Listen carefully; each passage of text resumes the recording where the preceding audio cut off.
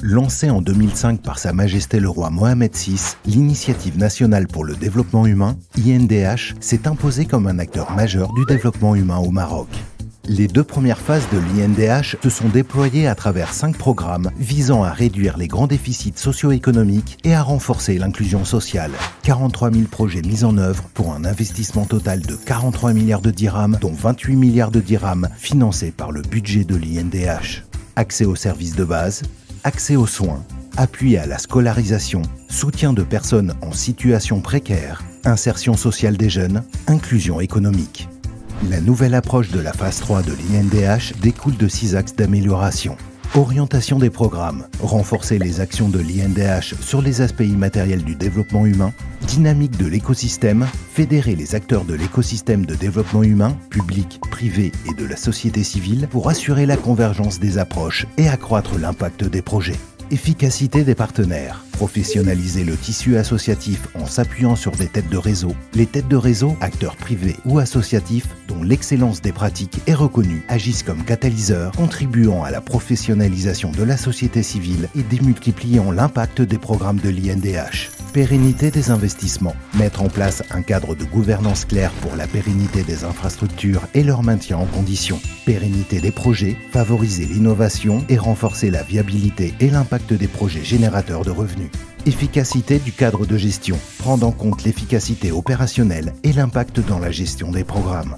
La phase 3 de l'INDH cible 2 objectifs à travers 4 programmes, s'attaquant chacun aux freins du développement humain. Poursuivre la dynamique engagée depuis 2005 pour préserver la dignité et améliorer les conditions de vie des citoyens à travers Programme 1. Réduire les déficits en infrastructures et services sociaux de base en priorisant éducation, santé, adduction en eau potable, routes, pistes rurales et ouvrages d'art, électrification rurale.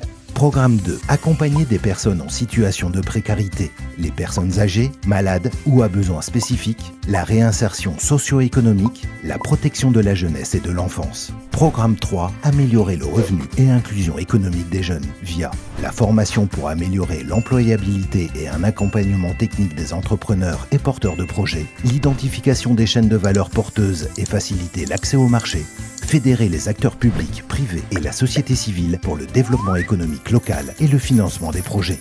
Programme 4. Impulsion du capital humain des générations montantes. Il concentre son action sur les aspects immatériels du développement humain à 2 moments déterminants pour l'individu. Petite enfance, renforcer le dispositif de santé maternelle et infantile, améliorer la nutrition des enfants, favoriser le développement cognitif et social des enfants par l'appui à la généralisation du préscolaire et les actions de sensibilisation. Enfants et adolescents, lutter contre la déperdition scolaire et promouvoir la réussite scolaire par l'appui à la généralisation du soutien scolaire gratuit et la réinsertion scolaire. Accompagner les élèves au moment de leur orientation. Favoriser l'épanouissement des enfants et adolescents par l'accès aux activités parascolaires. Dans sa nouvelle approche, l'initiative se réapproprie le rôle de chef d'orchestre du développement humain de par sa nature transversale et son caractère stratégique. Dotée d'une gouvernance renouvelée, la phase 3 de l'INDH sera un levier de mise en convergence de l'action publique, de professionnalisation des acteurs, de déploiement des solutions innovantes et de rayonnement pour le Maroc.